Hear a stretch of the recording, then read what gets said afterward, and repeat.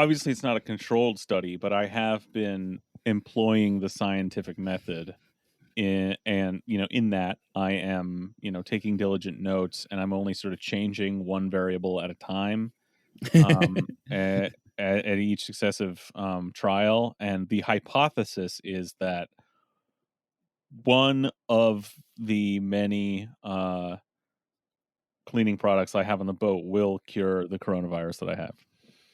Well, you're like one of those 19th century scientists that's just feeding themselves a little bit more mercury every day, just taking notes on it to see what happens. But you're just doing that with you're like Dr. Bronner's. Yeah. Ooh, I don't have any Dr. Bronner's. But yeah, that would probably be. So what cleaning?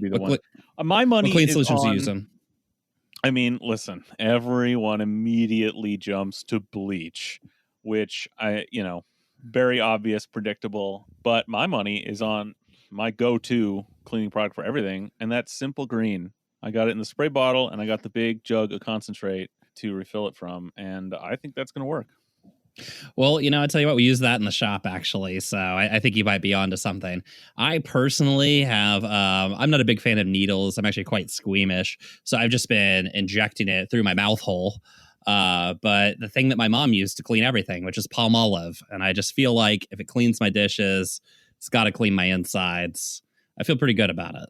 Great. Yeah, I'm actually looking at a picture right now of the under sink cleaning product space of another Simple Green man, and that is Charles Mudede. His post titled this photo of his cleaning supplies accompanying his post titled "American Empire Ends with the Injection of a Disinfectant," and I'd just like to read the first paragraph. There is no doubt Trump's hashtag inject disinfectant to cure the coronavirus is all about the end of an empire. The fact that he could suggest such a thing on TV can only be explained by the absence of a floor to American civilization. It no longer exists. There is no bottom. And I mean, that is, yeah. I mean, have you seen this clip? Like, we're not going to play it. We're not going to spend too long talking about it because you're going to hear about this on a bunch of other podcasts. But holy shit, man. It's to go into all the ins and outs of like what must be going through his head and like the specific ways in which this is insane and stupid, like it would just drive a person mad. It's so perfect. It's like he's like parodying himself jumping his own shark. Yeah, it's 2 laps around the fucking moon. Yeah, I mean, this is what it looks like when the ruling class offers you nothing, right? They don't just come out and say nothing. They say, hey, why don't you put bleach in a needle and just inject it into your neck and see what happens. Awesome. Yeah. Cool. I love it. Can't wait. Also, Mudede right. King again. Hit me up. Hit me with that Simple Green. And another thing, when we come back, we've got another astringent to inject into our bloodstream. It's called the New Yorker. Coronavirus, you don't stand a chance to these witticisms.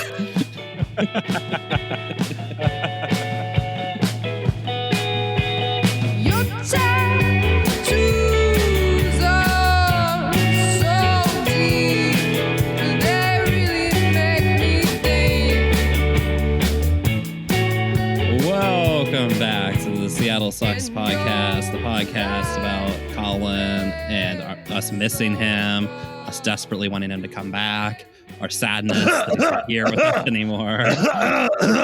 Sorry. Sorry. I was just choking on my stogie.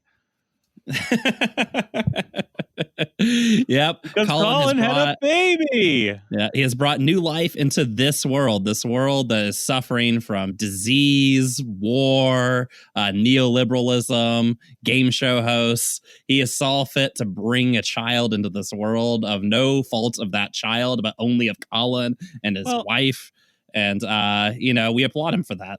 Colin's always had a dream, and now that he's approaching middle age, I think it's only natural that he is worried that he's not going to be able to achieve like living through a full like Mad Max post-apocalyptic hellscape where he has his own like super armored hot rod and like leads a gang of Mohawk hooligans. And I think that's really reasonable, and I understand the sort of the feelings that that creep on you as you age like that, and I think it's great that he is passing that dream on to the next generation, and I think it's giving him a lot of comfort to know that even if he cannot achieve that in his lifetime, that his daughters can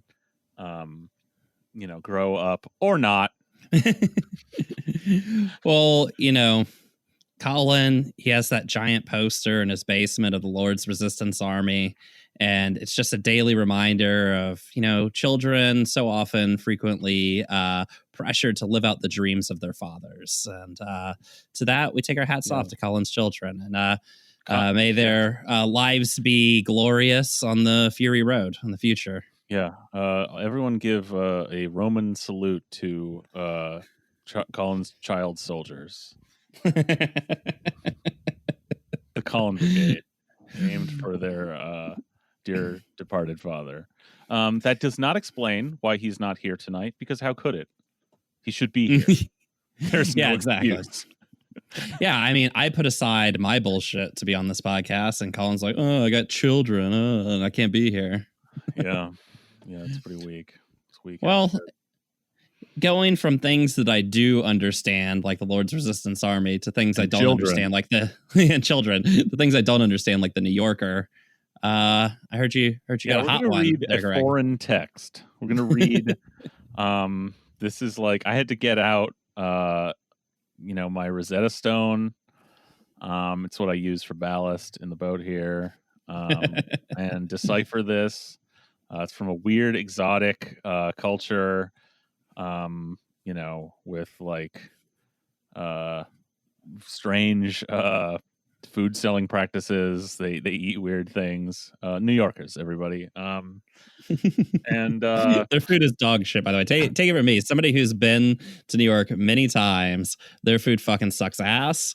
I've had New Yorkers take me to restaurants in New York, and all those restaurants suck ass. Don't believe anybody about New York. Shit sucks. Yeah, I just got a real thin crust pizza at the PCC this afternoon. So probably better than any pizza you ever get in New York.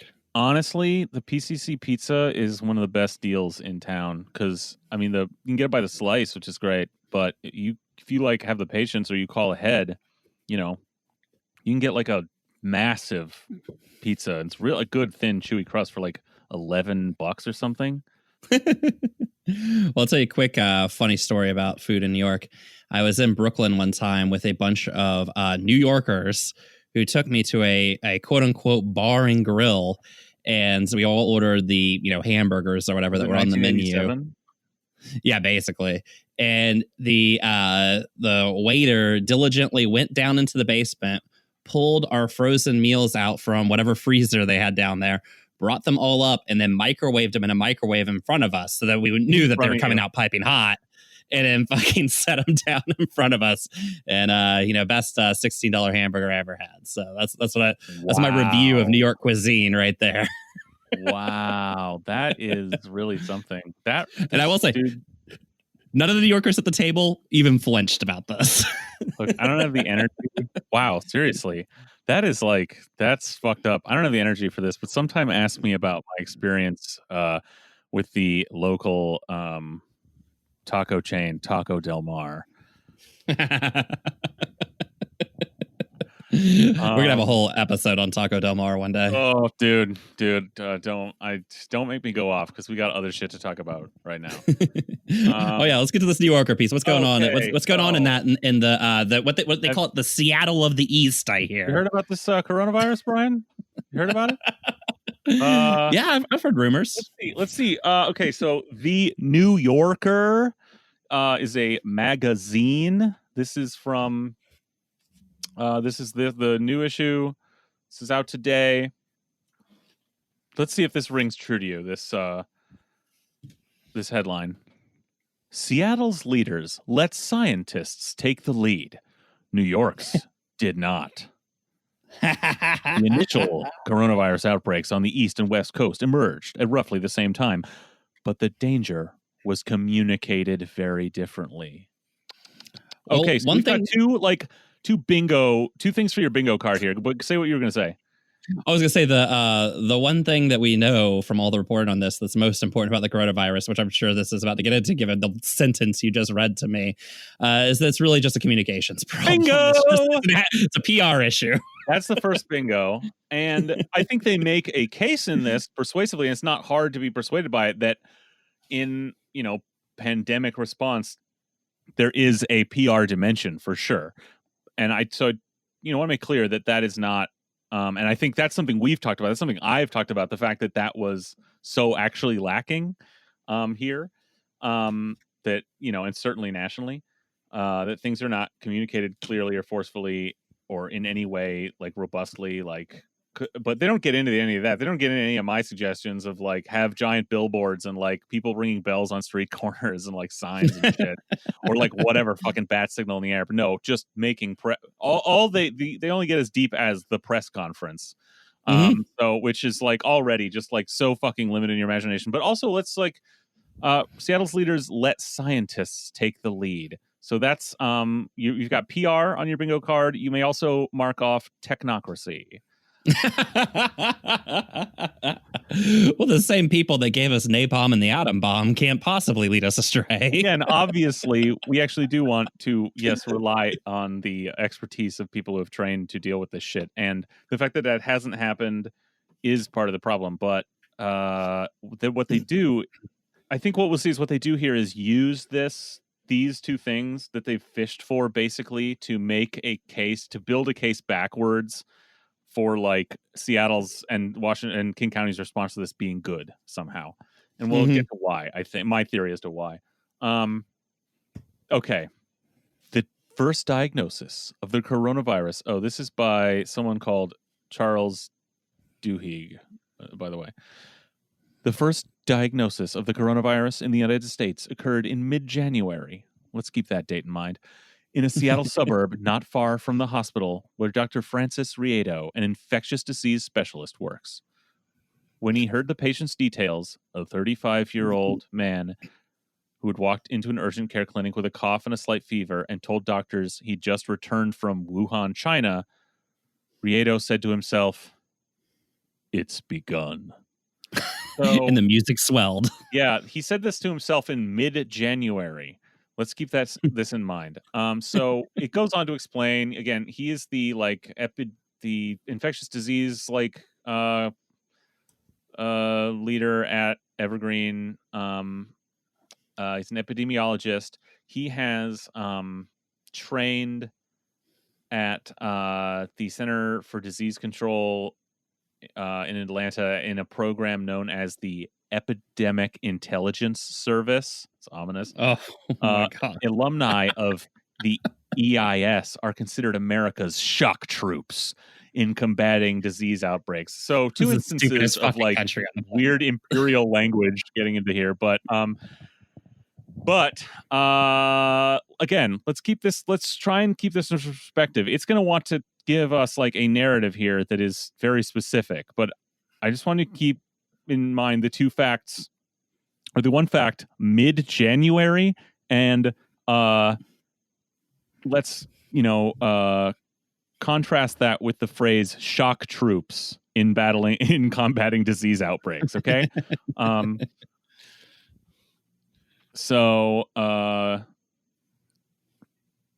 Okay. So basically, he is throughout this. He's essentially heroicized. I'm going to skip like the BS and get into the meat of it here. I think we can all assume that Francis is a cool dude. Yeah, he's a cool dude. They sort of heroicize him for diligently paying attention. So he says it's begun, and then he pays attention and keeps tabs on all this stuff, just like because it's happening right in his hospital. Like an epidemiologist in a hospital where this is going on is paying attention, and he's even doing a little sleuthing. He's even trying to get some tests of people to see if they might have this new disease that he is worried about. And then fast forward to the end of February when the first U.S. death happens in his hospital. And he realizes in his calculations that hundreds of people were in contact with that person during even just when he was in the hospital, and that unrelated people that have no connection are getting diagnosed, like the kid in Bothell. Mm-hmm. And he says he called his wife, and he's quoted saying, "I told her I didn't know when I would be coming home. And then I started emailing everyone I knew to say we were past containment. It had already escaped." So I sped over it faster than the article did, but not by much. You notice like the key dates Mm-hmm. here are mid January and the end of Mm-hmm. February. 5+ weeks apart are these events where this supposedly heroic epidemiologist, the best of us, one of the great, Mm-hmm. technocrats of our civilization, who's one of the reasons we're doing so, so good here, is because once, uh, you know, people started dying, uh, and once it was like mathematically clear to him that this was way past containment, like we just skipped that. That's what it like. And this article basically skips that. It talks about him doing all this good work while, meanwhile, not to lay it on him at all, but our entire society, Seattle and King County included, just did nothing and completely skipped the possibility of containment over the course of a month and a half. Yeah. So, I mean, the first thing, right, is that, we had lost containment, or it's like, well, you never attempted it. So, I mean, you can't lose a thing you never started. But things were happening in that 5-week period, like Jay Inslee bragging about how he had sent his daughter lick any lamppost in town. Yeah, that doesn't come up in this article. Yeah, weird. Things like the news being so, that there was no urgency or anything in the news or anything about this. So a guy that I know, and who's definitely not me, might have been sick with a serious and very interesting and odd, he'd never had before, respiratory illness that lasted weeks, and was at a school teaching people who then also managed to get it. Again, that's a guy I know, not me. All right. Yeah, I also do know not a guy who was put it, sick in the first week of February. yeah, do not put in the papers that it was me.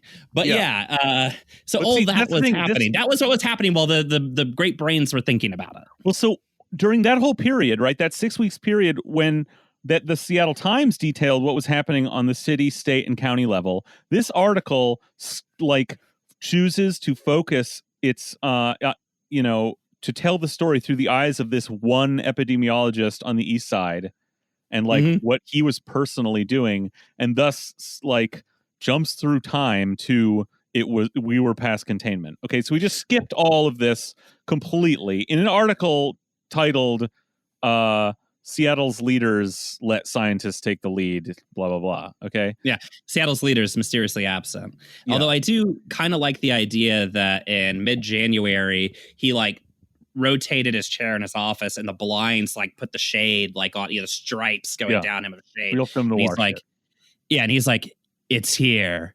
And then just cut 5 weeks later, he's in the exact same position, still there with his blinds on. He's like, "Oh, we've lost containment." He sat there the entire time, and it's not his fault, man. Like again, he is one of the few 100,000 people who've been through this EIS training. He's one of our nation's shock troops, and it talks about him doing things, talking to people around the country, trying to get some testing, and but it's not like he was running. It doesn't really make a case that he's running like some one-man crusade as the guy at the epicenter of this thing, trying to convince every level of government and society that something bad was coming.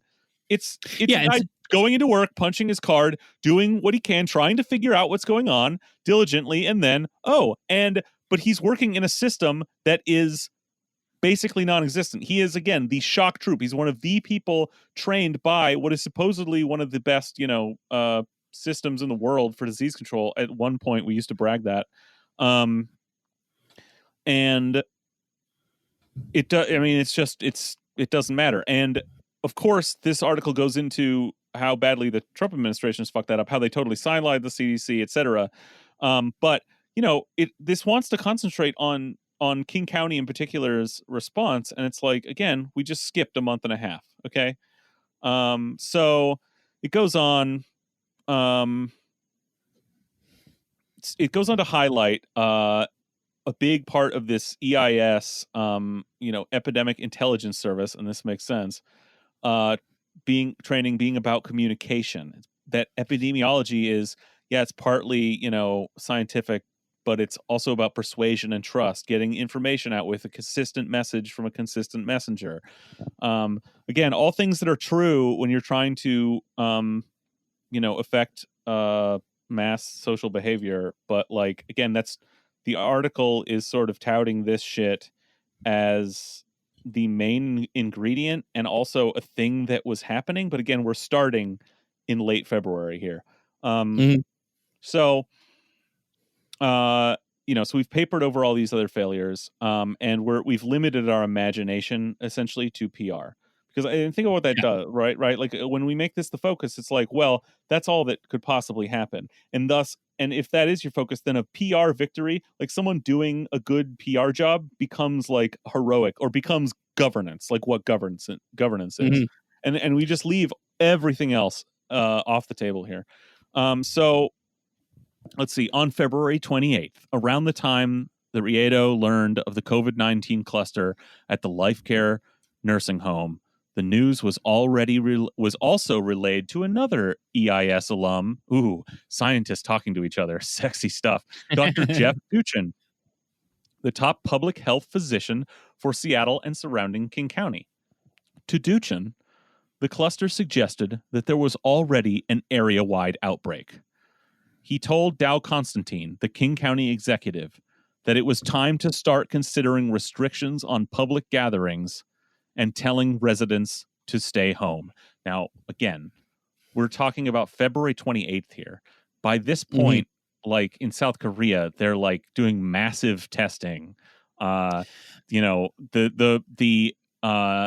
in Vietnam, they're like the entire uh culture is coming together to do what is necessary to beat this disease. And this guy is like, again, like our other friend, this guy more responsible. The actual King County public health dude is like, oof, boy, looks like it's widespread already. Let's start Mhm. trying to reduce the widespreadness. Yeah. And Yeah. and Uh, the author goes on to say, this advice struck Constantine as possibly crazy. There were only 24 COVID-19 diagnoses in the entire nation. Life looked normal. How could people be persuaded to stop going to bars, much less to work, just because a handful of people were sick? Well, it sounds like he's really listening to the scientists there. Yeah, right. But like also what we're this is the stakes, right? So we're within our story here, we're setting what the challenges are here. We're setting like what the barriers to success are. And that is convincing people to do stuff. Yeah. Yeah. Um Essentially these people are cowards. You've got this guy telling again, this is supposed to be about how King County like reacted so well, listened to the scientists, did everything right, and communicated well. And what the actual thing is telling us is, whew, man, when it was really too late, they were like, oof, man, that sounds nuts. Like us tell people to do different things. I mean, on the advice of like the what the numbers are, the scientists are telling us about what's going to happen.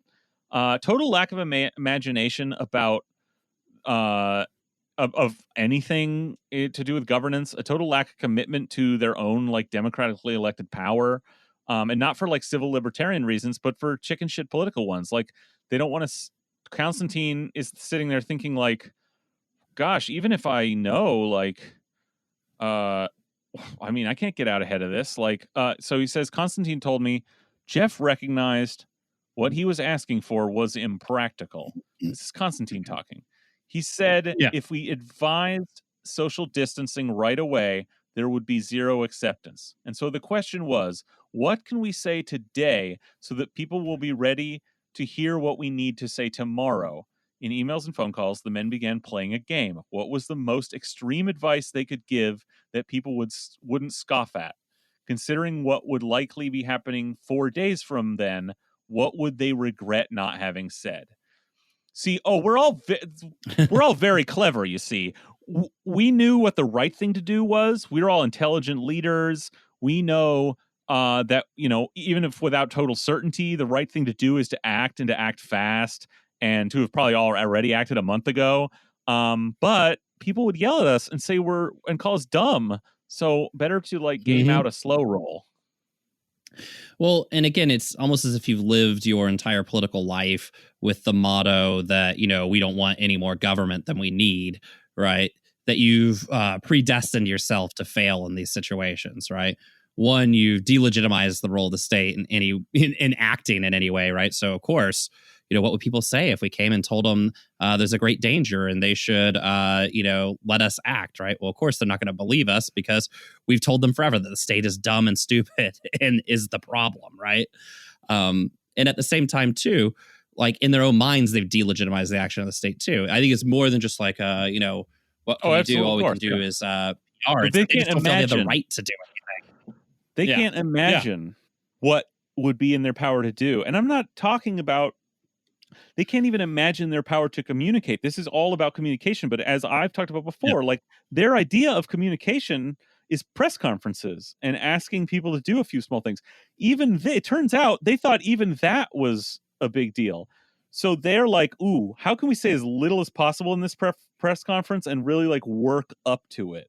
And that just is mind blowing. Like, again, like, how do we make sure people get it? It's serious. They don't blow us off. Well, you have power to do things. You can make it seem more serious than a dipshit politician talking at a podium. There are ways you can communicate that could show people that this is serious. But you can tell there is a resistance to doing that. There's just a terror at the idea of making a big deal out of anything, making the state seem necessary, and I think also just, for all this article being about how they supposedly like believe the scientists, like I think it's clear like they had a hard time really believing that this was real at this point, if this is the way they were talking.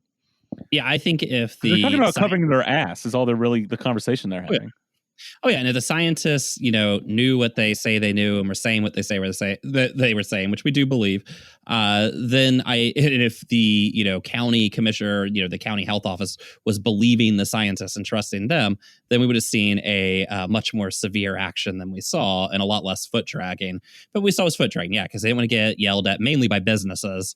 And they just didn't want the pressure of actually having to act and actually do something. No, I mean, that's a really good point because possibly part of what they're thinking was we need to ramp this up so that we have public pressure and press pressure so that we can shut down like Boeing and and business basically. Which is maybe just a reality, but again, again, that's fine. It's again, like the epidemiologist, it's ultimately not, it's not this isn't all Constantine or Inslee's fault.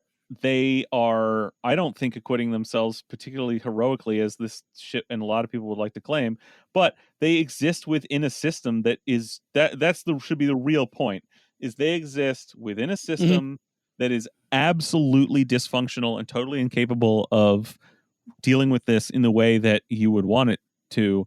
And also they don't recognize that and aren't even really able to sort of come to terms with that and respond with that knowledge. They don't recognize the ways that the system's already enclosed them. And I think the way they see it is that, the battlefield on which we work is, of course, the battlefield of PR, and business can, meet us on that battlefield and even overpower us, as we're seeing them do, and, Koch funded groups do in state after state. Yeah. And again, it's like, you've already lost because you've allowed your vision to be so narrow that it's just like, well, if I go out and I say this, what if Boeing comes out and says something else? And that your whole vision is like, all I can do is just tell them things. That's it. Yeah.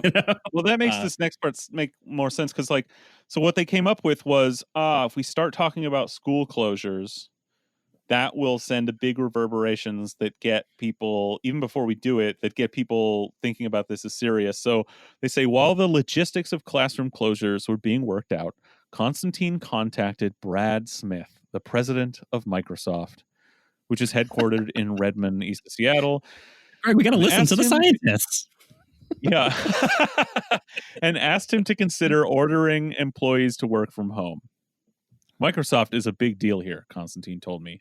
I thought if they told everyone to stay home, it could shift how the state was thinking and make the pandemic real. Now you got to give them, I guess I kind of got to give them credit in this regard. I get within these constraints that we've just talked about, if that's how they're feeling anyway. Again, I think their imagination is very small, but if they were worried about having trouble getting Boeing to close, asking Microsoft and Amazon to do it first, which they can do without any real, barely any loss of productivity, if at all, was a smart move. Like it was an easy move for those people to stay home and like really show the whole region like that it was serious, because then it also it didn't come out that this was at the urging of the county, right?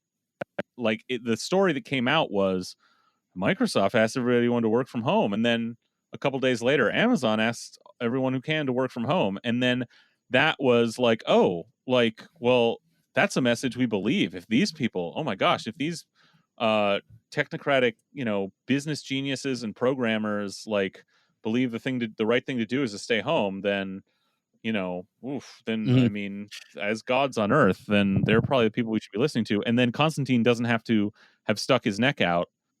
I was gonna say, I think it's a quiet admission of who holds the power in this situation too, right? Like, we need to act on this disease. Let me go talk to Microsoft real fast, right? Us, the government who runs the health authority. Let us go talk to Microsoft and see if it's okay, right? It's a quiet admission that these businesses are the ones who actually hold the power, right? They're also the ones who hold legitimacy too. I mean, because it's not just like, let's go ask Microsoft and Amazon for permission, and then we'll go to Boeing and ask them for permission. It's that let's ask them to do it, and then if they do it, it'll make what we're doing look legitimate because, again, these are the masters of the universe, right? The smartest guys in the room in Microsoft, whereas we're just the bumbling dumb fucks, who run the government, right? So again, it's quite a mission too of like who has legitimacy versus who doesn't. Hey, and I'm not here to sort of uncritically simp for unrestrained and totally legitimate state power.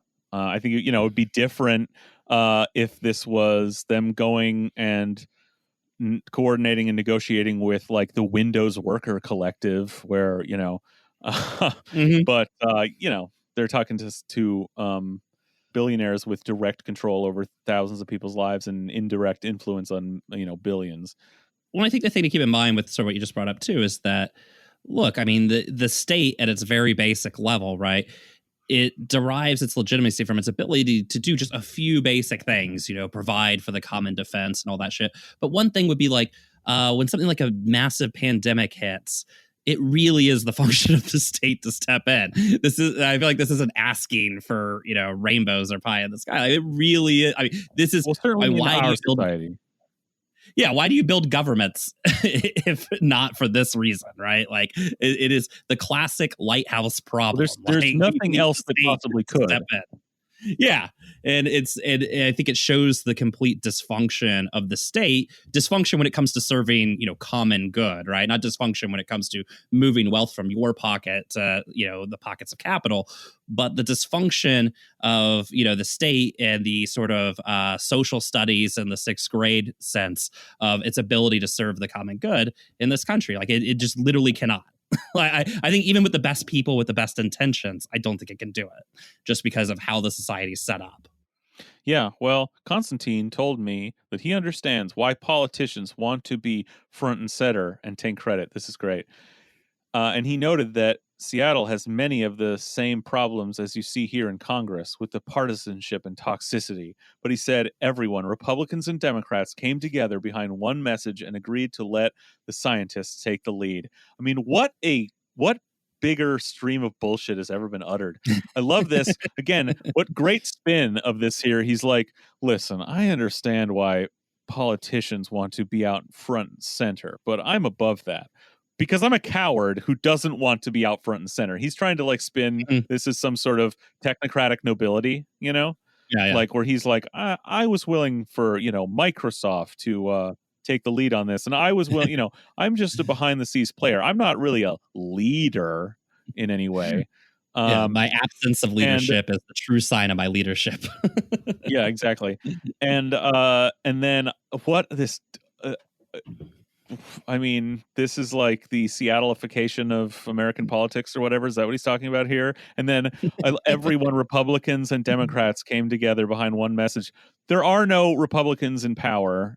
I mean, I guess maybe on the in the King County Council, but still, Yeah. what are we talking? What the fuck are we talking about here? Yeah, when we're talking at at this point in the game, in this point of the story, right, where we're mainly looking at Western Washington, it's like, oh, there's no Republicans to speak of, right? And honestly, by the time that shit got so bad that they started to actually take it seriously in King County and actually take it seriously in Seattle, they were already actually taking it seriously at the state level. And again, it's like, it was just bodies, it was just body count that made people like start to do something. I mean, I would point again to that we just briefly talked about but the Seattle Times actually did a very good write-up of the state's response to the early days of this crisis. And I got to tell you, there wasn't a lot of listening to scientists in it. There was a lot of foot dragging, there was a lot of bullshitting, there was a lot of absolutely dumbass Trump-like advice, but there wasn't a lot of listening to anybody. But yeah, there was a lot of PR in it, that was for sure. Dude, no, dude, you were being played, Brian. You're being played by the PR geniuses at the county because, as it says here, by the time Seattle schools were formally closed on March 11th, so 2 weeks after this conversation, at least it throws in the phrase "by the time." That's the most skepticism in this entire article. Okay. By the time we shut the gates after the vandals were already inside. By the time schools were formally closed on March 11th, students and teachers were already abandoning their classrooms. The messaging had worked. Parents were voluntarily keeping their kids home. Cell phone tracking data showed that in the preceding week, the number of people going to work had dropped by a quarter. Within days, even before Washington's governor, Jay Inslee, issued official work from home orders, almost half of Seattle's workers were voluntarily staying away from their offices. When bars and restaurants officially closed on March 15th, again, 2 months after it begins, many of them were already empty. Constantine himself had been working from home for a week, blah, blah, blah. So basically what they're saying is, guys, you were played. This was all part of the plan. This was genius. They slow roll got people slowly doing this before, so that they were always intentionally behind the rest of the community on these orders, so that by the time Jay Inslee issued an official order, half the people who it's really easy to work from home, like a lot of Seattle professionals, tech workers in particular, were already doing so. You could see it from the commute. So really, yeah, man, it was all, and it's like, again, in this very narrowly constrained world, I guess you can see that in some way this was marginally effective, but the point of the article is that this was good. It's not like this should, all these details should be evidence of how our entire system is garbage, and that maybe King County kind of bumbled through it, sort of not in the most disastrous way, but they sort of leveraged like what they could to sort of squeak through a tie with the virus, like. But oh god. Well, likely the real story is that there was enough rich people in Seattle and in the Seattle area that were scared they were going to die because a poor was going to cough on them, that the county and the state were able to act. Like when the story of this is told 5 years from now, that'll probably be the reality. But I mean, this is written by people who think like the movie The King's Speech was the most important movie about World War II. I mean, this is just jerk off. Just jerk off. Don't fucking get me started. Okay. Yeah, now I want to I want you to recall the dates, right? Yeah. Mid-January, end of February, March 15th is what we're up to now. And that phrase, by the time Seattle schools were formally closed. And then I want to read the next paragraph, just to have that all in your mind. When I say, the county had bought a motel to house homeless residents who tested positive for the coronavirus. When one homeless man at the hotel, who was asymptomatic, left to buy a beer, Constantine immediately went to court so that police could arrest him the next time he went out. The man's actions had posed little risk. He had gone to a gas station across the street, then returned. But Constantine told me, the fact is, some people are not going to follow the rules, and we need to show everyone there are consequences. He immediately went to court. I mean, imagine writing this and not getting the irony of it in any way. Like, you have paragraphs about going and asking pretty please to Microsoft, could you please not kill all your employees? Could you just ask them to work from home? It'd make us all look good and all this kind of stuff. Could you please essentially govern for us? Yeah. And then homeless guy buys beer at gas station. Well, gas chamber. Skip the trial, straight to the gas chamber. I mean, again, it just couldn't be any more naked how dysfunctional this, the state is. Like, the state in the big sense, little s state, how dysfunctional the state is in America, and how capitalism and inequality is the root of that dysfunction. Well, but also how, and what we come back to, right? Like the stick, man. They have this, what this demonstrates is the county, the state has like no imagination about the possibility of governance, whatever that would look like. Just they feel like they are so completely constrained, hemmed in by an inability to communicate, a total lack of legitimacy to act in their own eyes, except when it comes to the stick, except when it comes to enforcement by the police state, when it comes to imprisonment and charging people with crimes. And so because of that, when Constantine sees a perfect like dog whistle opportunity, like, ooh, what's that? A homeless guy went to buy beer. It's just like, ooh, yeah, jump on it. This is what government is for. This is what I was elected for. Now is my time to fucking shine. Well, and I think the thing too is that, as we'll get into a little bit later, the stick too is very contingent, right? The stick, when it comes to groups that are politically and economically, disenfranchised enough, disempowered, that you can hit them with the stick, right? And again, only the stick, right? You don't give them any. That's where the state has legitimacy. Yeah, that's the legitimate power they feel they have. Yeah, pretty much. I mean, it's sort of it's a version of the sort of Southern sort of planter aristocracy, where the planters basically legally had the right to do whatever the fuck they wanted, but there was an intense and very centralized, state power in the South. It just only existed for slaves and poor whites, right? Like it's a fairly similar system. I mean, essentially, wealth does whatever it wants. There is no criminal horizon they can't, cross and transcend. But the rest of us, we will definitely get the stick. That's where the state all of a sudden shows up and shows its ability to act. I mean, just fucking astonishing. Yeah, it's pretty grim. Now, all this is ultimately, again, let's return to the headline. Seattle's leaders let scientists take the lead. New York's did not. And that, I think we start to get to like the sort of place from which this was worked backwards, because he begins to talk about New York's response, saying basically like, these things started at pretty much exactly the same time. Cases were diagnosed in New York very shortly after here, but they got out of control much more quickly in New York, and their death count is over 15,000 or something at this point, and ours is like 700.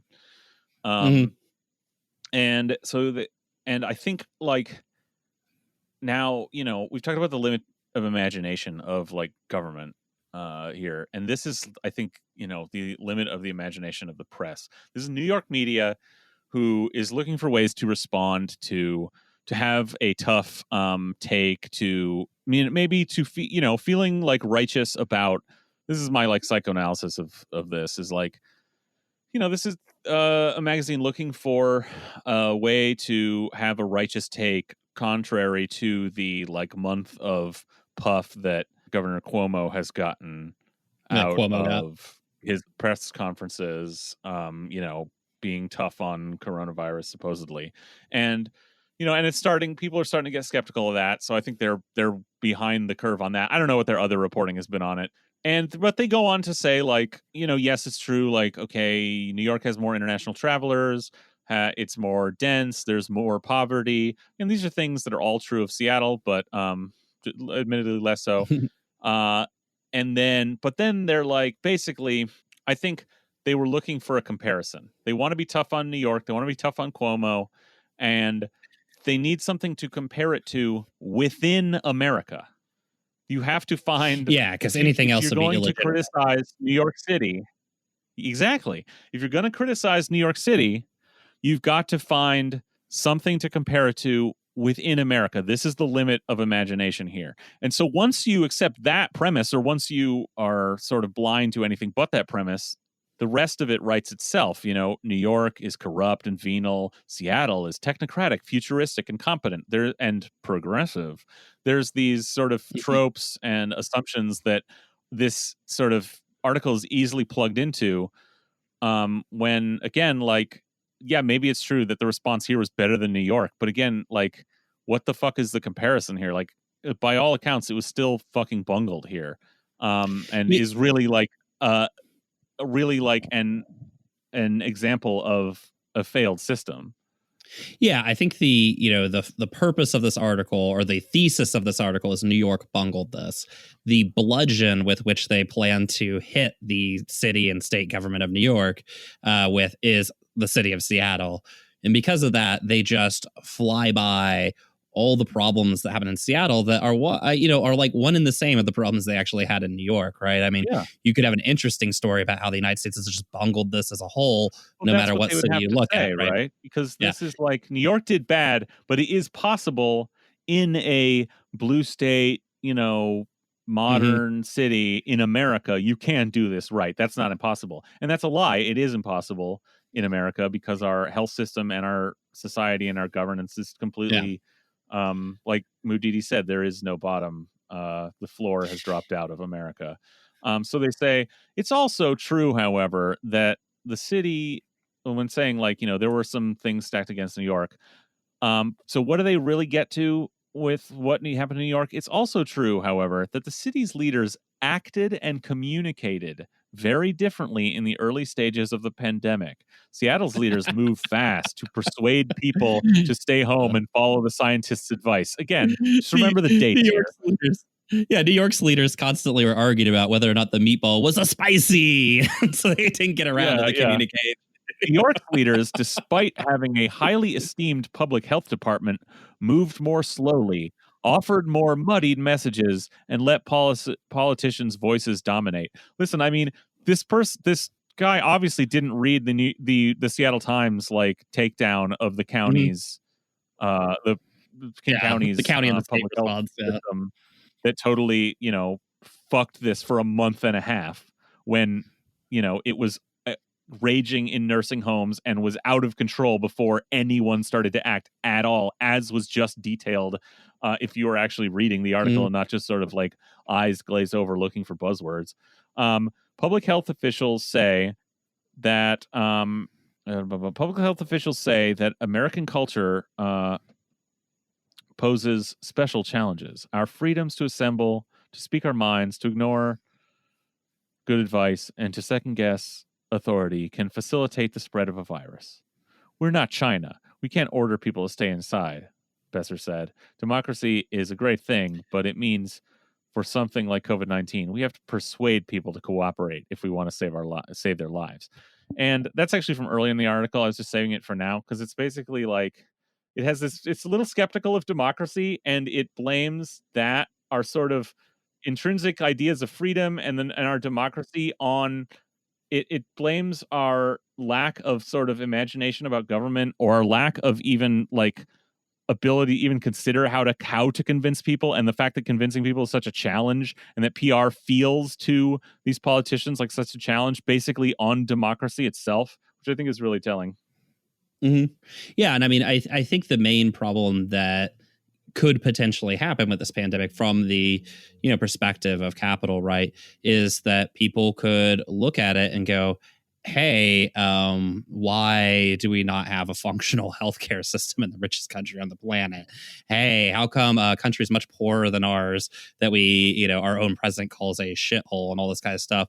How come they can actually act and function in an appropriate way? How come poor people are essentially just left out to die in this crisis? And then they might actually start to come up with some pretty easy answers to that, which is for profit, right?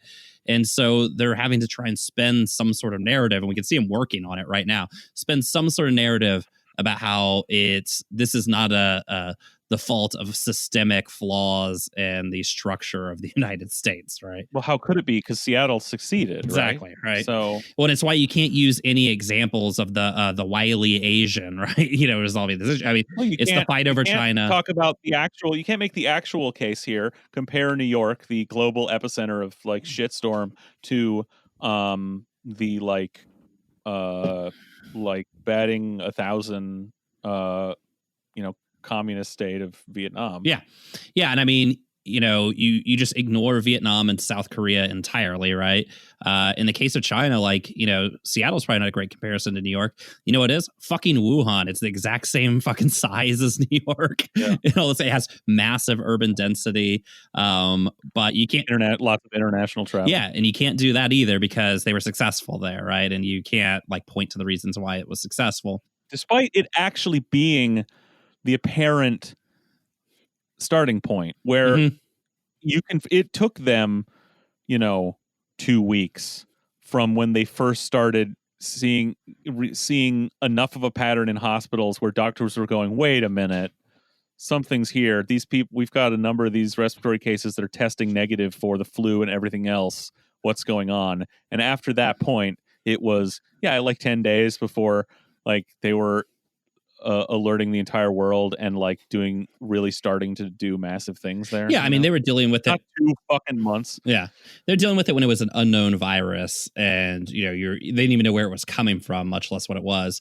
Whereas here it's like you had every advantage, not just time wise, but it's like you had every advantage money wise and everything else, and it's shaping up to that the United States is going to have, as we predicted, the worst fucking response internationally, at least of any country that has a currently operating and not collapsed state, and it's but there's gonna be everything to deflect attention away from that, and I mean, that's what all this shit is about. I mean, beginning the New Yorker article with the whole bullshit about like the United States has unique problems and the freedom to assemble and the freedom of whatever. It's like, do you really think nobody in China is allowed to go outside ever? Like, I mean, you understand everybody in the world goes outside and intermingles with other human beings. What the fuck are you talking about? Like, this is like a just completely made up horse shit, but it's basically... Have you not heard about the wet markets? Yeah, it's just a complete cover. Well, I mean, like they wouldn't have to have a lockdown order if people weren't allowed to go outside to begin with, right? So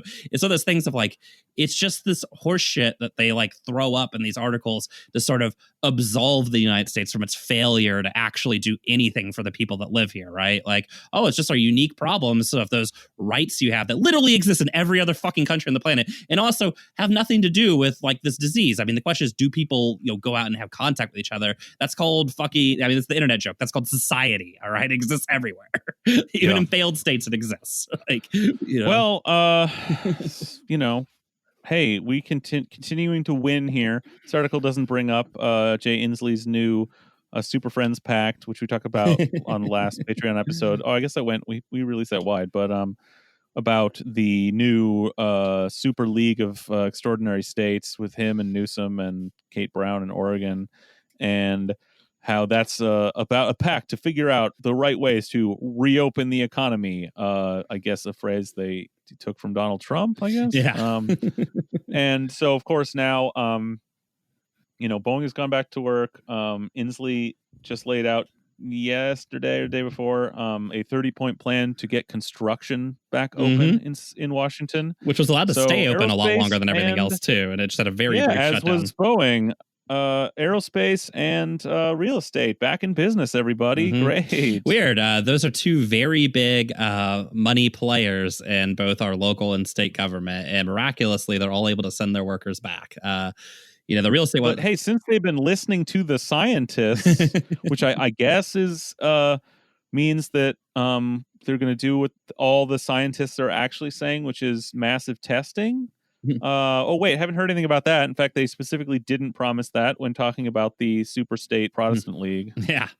Yeah, that did not appear in their little oath for the state. I mean, just a joke too. And I mean, like construction, which in the city of Seattle, we're talking large construction projects. A couple hundred workers on them at any one time, and Boeing, the shop up in Everett where you have literally a city's worth of people in it at any one time. I mean, literally in one building. Yeah, one building. Yeah, comically in one building.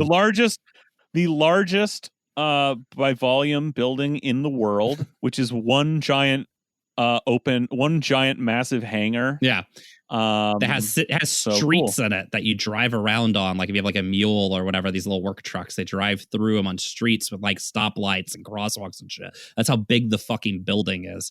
And I know people that work there, and they have told me, at least right before they were sent home this first time, that there was nothing for cleaning anything there. There was nothing for sterilizing anything. There will be now. Oh yeah, I'm sure there will be an empty container of wipes and an empty bottle of hand sanitizer every 500 feet. I mean, no, look, they'll figure it. They'll look. It's like I said, they will do the bare minimum now that the heads have gotten together in a room and figured out what to say to the press and how to have these 30-point plans so that there's always an answer for everything. They will have the bare minimum. They'll have masks, they'll have gloves, they'll have hand sanitizer, and they'll have signs that instruct employees what to do. And they'll have emails that go out that instruct employees what to do. And it'll all look very official and professional. And maybe if we had testing to go with it, then that would be okay. But since we don't, this is mostly bullshit. Yeah. And, for our listeners, we'll go and do a follow up on, Boeing's PPE over there. But yeah, I mean, it's just, it's so naked and obvious. I mean, to even pretend in any way that this decision was made on any line other than the wealthiest people came and complained to me about this, I mean, what a fucking joke. The funny part is the housing. The argument for the housing in Seattle is that, well, we're in a housing crisis. That's why we got to get all the construction workers back. And it's like, they're all building condos for millionaires. Who gives a shit?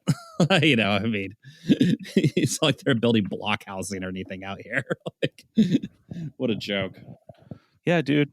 Yeah, as usual, it totally sucks. I feel like we're out of time to talk about the Snow Host Sheriff. Maybe we should save that for Patreon. Yeah. All right. Sure. Yeah, cool. Well, I'm just getting boat pilled more and more every day over here. About to start rebuilding. I don't even want to say what I'm about to start rebuilding. Yep, that's me. This has been fun, Brian. I hope we get some play out of sticking it to the New Yorker, big national media, big elite New York media outlet. Yeah, boy, this has been the week of very small players in the game taking down big players in the game via new media and social media. And boy, will the New Yorker's face be red when this podcast hits the ground running. Oh, the embarrassing New Yorker magazine.